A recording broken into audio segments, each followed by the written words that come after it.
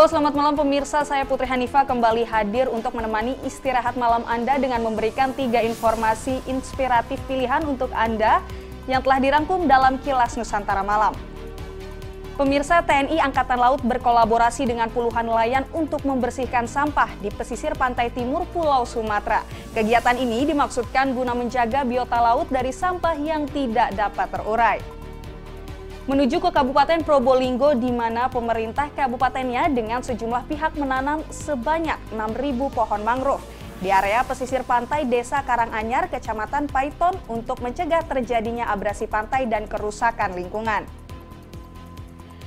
Beralih ke inovasi pendidikan, pengurus daerah Ikatan Jurnalis Televisi Indonesia Provinsi Kalimantan Tengah menggelar pelatihan jurnalistik dan bijak bermedia sosial bagi generasi muda, khususnya siswa SMK Negeri di Kota Palangkaraya, di mana pelatihan ini digelar dengan metode diskusi serta berbagi pengalaman. Mari saksikan ketiga informasi selengkapnya berikut ini.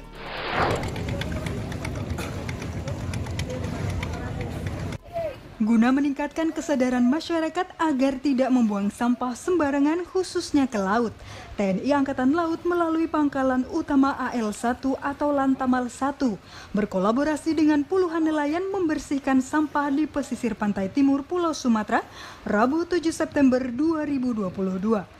Di sela kegiatan bersih-bersih laut, Komandan Lantamal 1, Laksamana Pertama Yohanes Janarko Wibowo, menjelaskan selain ingin menumbuhkan kesadaran masyarakat agar tidak membuang sampah sembarangan, kegiatan ini juga bertujuan menjaga biota laut dari benda atau barang bekas yang tidak bisa terurai, seperti botol plastik dan sejenisnya. Aksi bersih-bersih ini dilakukan di sekitar perairan Belawan, Kota Medan, Sumatera Utara, yang merupakan salah satu pusat kegiatan para nelayan dalam berinteraksi dengan pembeli atau masyarakat. Dengan terjaganya kebersihan di tempat ini, diharapkan masyarakat juga lebih tertarik untuk menikmati keindahan kawasan perairan yang berujung pada peningkatan kesejahteraan melalui perkembangan usaha mikro kecil oleh masyarakat sekitar. Yohanes menambahkan kegiatan bersih laut ini juga dilakukan serentak di 77 titik seluruh Indonesia oleh Angkatan Laut. Pangkalan-pangkalan Angkatan Laut di seluruh Indonesia ada 77 titik yang dilaksanakan. Dan ini adalah tujuannya adalah untuk membuat bahwa lingkungan laut itu harus sehat. Dan laut ini kan milik kita semua. Laut kan masa depan bangsa untuk anak cucu kita. Ya, mulai sekarang kita laksanakan gerakan nasional untuk laut ini biar bersih. Tentunya untuk kehidupan biota laut, yang makanan-makanan ikan itu nanti biar ikan yang dimakan juga sehat, boleh.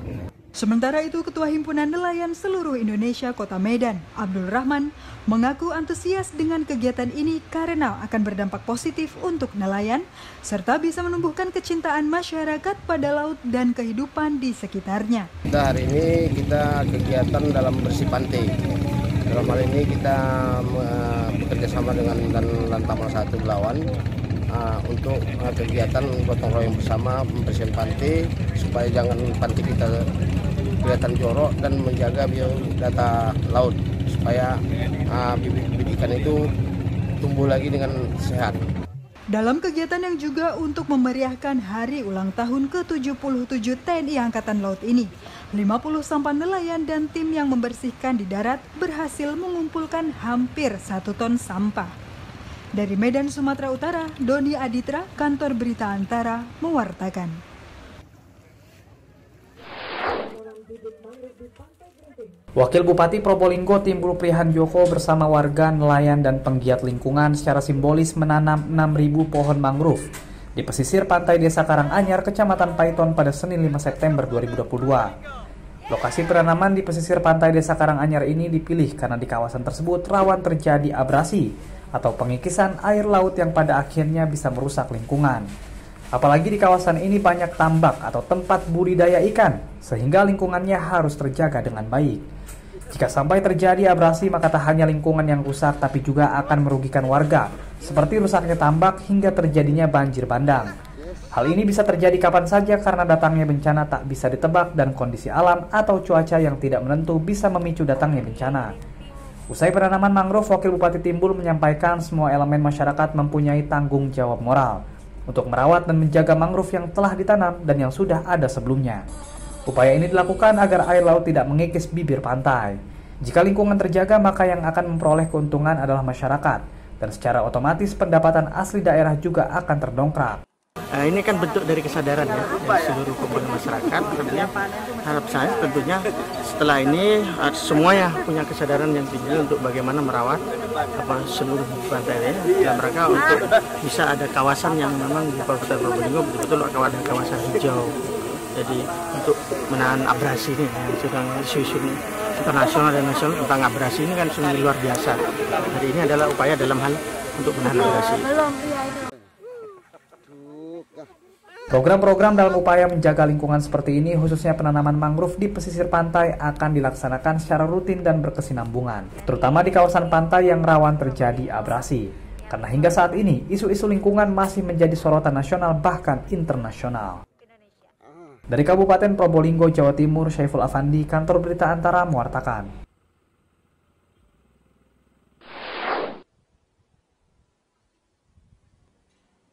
Puluhan siswa-siswi SMK Negeri 4 dan SMK Negeri 5 Kota Palangkaraya, Kalimantan Tengah mengikuti pelatihan jurnalistik televisi dan bijak bermedia sosial di aula sekolah masing-masing Kamis 8 September 2022. Kegiatan pelatihan diinisiasi oleh pengurus daerah Ikatan Jurnalis Televisi Indonesia IJTI Kalimantan Tengah.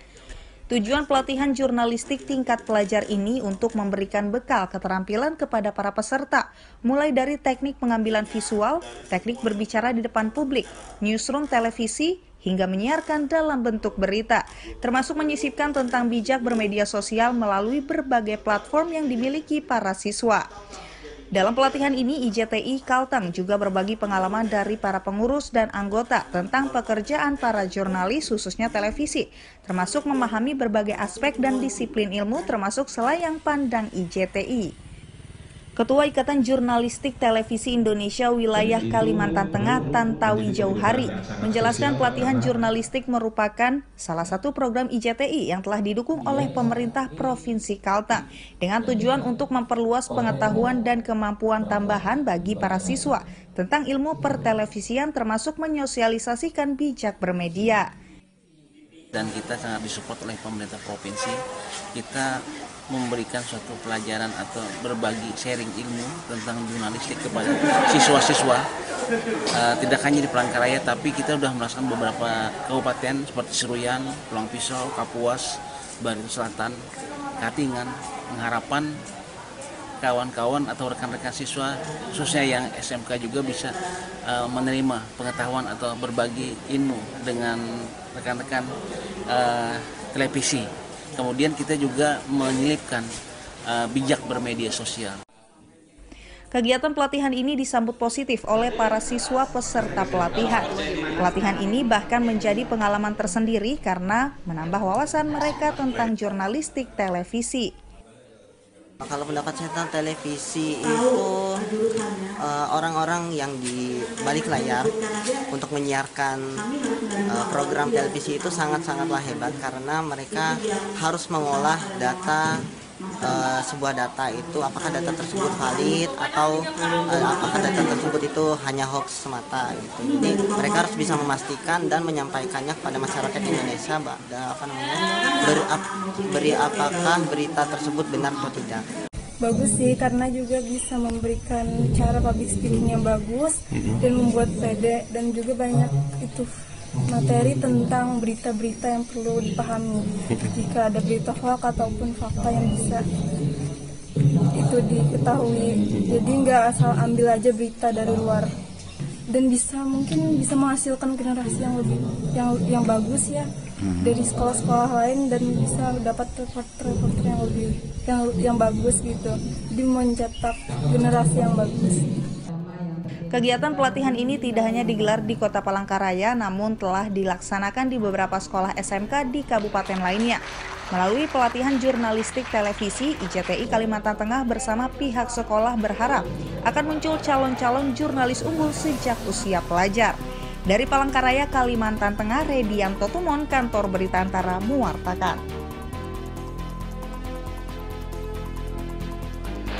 Pemirsa, demikian Kilas Nusantara hari ini, namun Anda masih dapat mengakses portal antaranews.com, kanal YouTube Antara TV Indonesia, dan saluran UCTV Antara untuk melihat informasi lainnya. Kami segenap kru Kilas Nusantara yang bertugas pamit undur diri, selamat malam dan selamat berakhir pekan.